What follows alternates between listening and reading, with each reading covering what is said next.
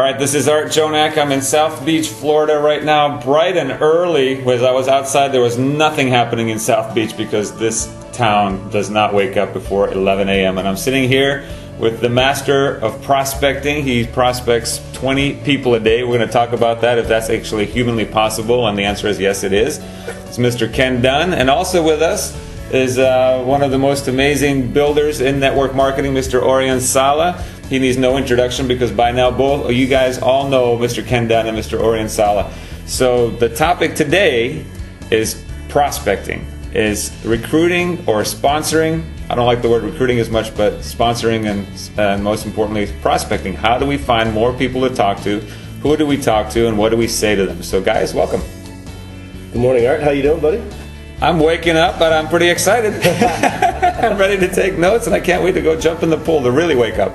Good morning, guys. I'm excited to be here to get the inside secrets from both you, Art, and Ken, and maybe you'll get some from me as well. So Ken says he sponsors, or not sponsors, prospects 20 people a day. Orion Sala, you've been watching Ken for all this whole crew. We just got off the MLM cruise. You've seen him here in South Beach. You've seen him in Norway. You've seen him in Thailand. I've been observing him. Is it true? I am so amazed. He has become a true mentor of mine in that area, and I've been interrogating him now for weeks and months to see if this really goes on.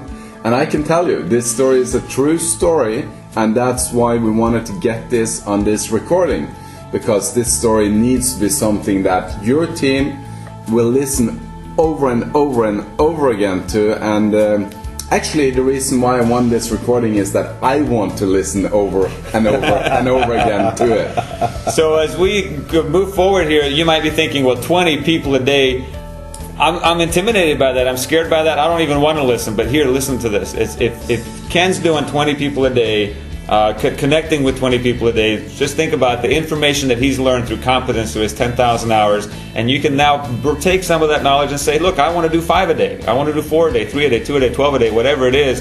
If you can even go all the way up to 20, because that's the information we're going to share with you, up to 20. If you want 22, then you're going to have to learn a few more things maybe. So let's talk about that. Let's where should we start this? The mindset of prospecting? Well, you know what? It's really amazing. I've been doing this for 6 years at this pace now, and what I've realized about prospecting is it's not really prospecting. I mean, you've said a lot about that, Art, as we've been talking about recruiting and building the business over the last couple of years. What I think the big thing for me is that early on in the game, I had a chance to learn from Michael Klaus, and Michael opened my eyes to the real art of recruiting or building the business. And if I was going to bring all of that recruiting, all of that experience, how do you do it down into one phrase? It would be that you've got to be all in. You've got to do it 24 hours a day. It's not about turning on a time to recruit or turning off a time to recruit. Now, I've heard some of these trainers and people in the industry that say you should, work on the telephones from 7 till 9 o'clock at night, or you should take 2 hours in the afternoon. And I don't think any of that works. I think that if I was going to give sort of like a 10,000-foot view of my whole mindset on prospecting, is that I just do it wherever I go. We were down in the restaurant this morning having breakfast, and the waitress that came up to the table, Maria from Peru, she's been here for 8 years. And we started having a little conversation, and I brought up a topic that was of mutual interest. I'd been to Lima once and how that happened. Well, she doesn't realize that yet, but I'm prospecting her. And I'm doing that through building a relationship. And when we're finished this meeting, I'll go downstairs, and as I'm leaving the hotel, I'll ask for her phone number and call her back 2 days from now. So it just happens for me all the time. Yeah, I know. Last night we were at a restaurant called Sardinia. It's amazing food. Wow. And it was actually at the base of the condominium where Randy Gage lives, which is kind of interesting. But he was sleeping because he had to catch a flight this morning to go to Europe, as did Orion Sala. But before, you could see, Ken Dunn got up, he spoke with the waiter, he spoke with the staff there up to the side. And I know, what was going on is he's building a relationship. As he was getting in the taxi, you could hear him sit down into the cabin, ask the taxi driver, so have you ever heard of network marketing, or have you been involved in network marketing? It's a nonstop thing for you, Ken. Yep. No matter what, you're creating a conversation, you're doing it with a smile on your face, and you're looking forward to the conversation. The thing that amazes me every single time is how you, in 30 to 60 seconds, just gets them smiling and feeling so good about themselves. That is such a key to how you make friendships. Right. You know, I read a book called How to Make People Like You in 90 Seconds or Less. Here's the bottom line. I've been a student of this process. You know, I appreciate being called a great recruiter, but I'm a great learner, I think, if anything.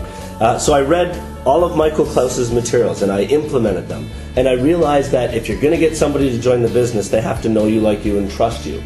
And then I read a book called How to Make People Like You in 90 Seconds or Less by Nicholas Boothman. And Nicholas was a fashion photographer who had to create rapport quickly. And in that book, he taught me how to create rapport quickly, how to literally get somebody to like you fast, how to get a smile on somebody's face quickly. And I just implement those skills. You know, here's a really important part of this process. And I know we're going to get into a lot of detail about what actually happens in this training. But I think all of it has to start with a true desire to make friends. The first time I had a mentor in my second year in the business that said, a millionaire in network marketing is somebody with 1 million friends. Now, at the time I heard that, I wasn't really open to hearing that because I was still in that mindset where it really doesn't matter about friendships. You just recruit a lot of people, go all the time. But that thought in my mind just stuck with me over the last years and has become bigger and more important to me. And I really believe that that's probably the most important thing. If you start off wanting to make friends and wanting to be with people. But when I've been watching you, you just look like this natural friend maker. It looks like you've been born with it. So like my first thought was that this can't be true. I can never be a Ken Dunn because I'm not born this happy, lucky guy that always makes friends all the time. So were you just born in a special city, in a special family? In fairyland. Yeah. No, I was, see, this is the most amazing part of the story. I was a police detective. My first year in network marketing, we recruited a lot of people, the business grew fast, and it crashed even faster because I didn't care about people. You know, all I cared about was how much money I could make. And when my business collapsed, that's when I met Michael, that's when I met you guys for the first time, and started to study everything that you guys talked about, and really fell in love with the idea of having a lot of friends. Well, I'll tell you how it started. In 2004, I lost all my friends. They all left me, so I knew I had to make more. But of all the things I've worked on in my life, I've never had so much fun in my life creating friendships. You mentioned the book. What is the book title? How to Make People Like You in 90 Seconds or Less. How to Make People Like You in 90 Seconds or Less. You mentioned that you're a great learner. I think all leaders are constant learners. The moment we say, oh, we know it all, we're not learning anymore, it's over. The game's over. So the reason I ask you to say it again, I know a lot of people take notes on what's the books. How to Win Friends and Influence People by Carnegie, to me, is be a huge book. To just start to learn the skill sets, get in the mindset of, I can go make friends. I've given that book to my daughter, and she can manipulate her teachers like you can't imagine. It's amazing. Any books come to you, to your mind, as far as creating friends, building rapport, that you can recommend in addition to that? I'm not catching any book title right now, but I can say that I've read both those books, and I don't think you need to read very much more than that. But after you've read some books, I would recommend you to go into different CD albums and actually find some of those that are talking about recruiting, that are talking about making friendships, and the master on that, like Ken Dunn mentioned earlier, is Michael S. Klaus. Get his whole total success package of everything, and he will teach you the exact process of recruiting from an intellectual standpoint, and also something that he had tried out for years and years and years. Okay, so step one is knowledge as far as CDs, books.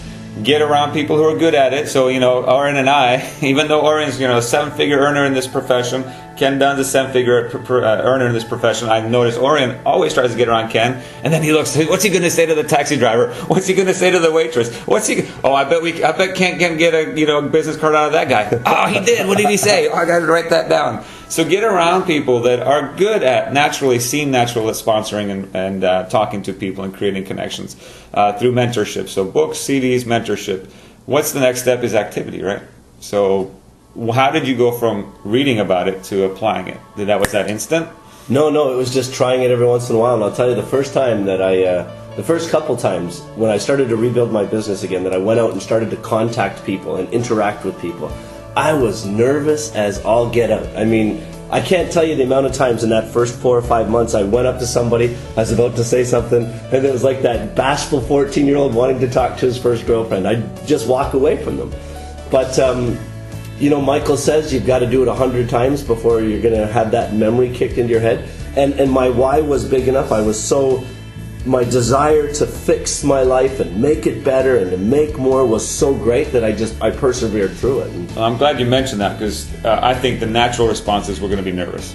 As we build this skill set, we're going to get nervous. And sometimes if you look at Ken Dan, just like you mentioned, it looks so normal to you. But the fact is, even today, maybe there's a point where you're like, a little nervous, I'm done with it, right? So that's normal human response. We just have to work through that. Oh, yeah. You know, the thing that keeps me going every day, or the thing that I realize or remember whenever we get into these conversations, is that the whole art of prospecting or recruiting, it becomes daunting to people. People get nervous about it. I think it's because we call it prospecting or recruiting. Listen to this, and here's one of the things that I talk to a lot when I'm training some of the people I work with on a daily basis. I say to them, let's forget about prospecting. You know, let's totally put it out of our minds, and all I want you to do from now on is go out every day and just make 2 friends. Can you do that? And every time they say yes, and it's almost like a mind shift for people. It is. And that's a great way to put it. I know somebody once told me and was teaching, and I can't remember who it was, so I apologize for not giving credit, but they asked, well, why don't you follow up on the phone call? And they say, well, I don't like the phone. It seems so heavy. But when your best friend just called you 5 minutes earlier, wasn't it easy to talk to your best friend? Absolutely. So if we just make that shift of let's go make as many friends as we want versus prospecting, recruiting, contacting. I don't even like the word recruiting. If anything, we're sponsoring them into the business.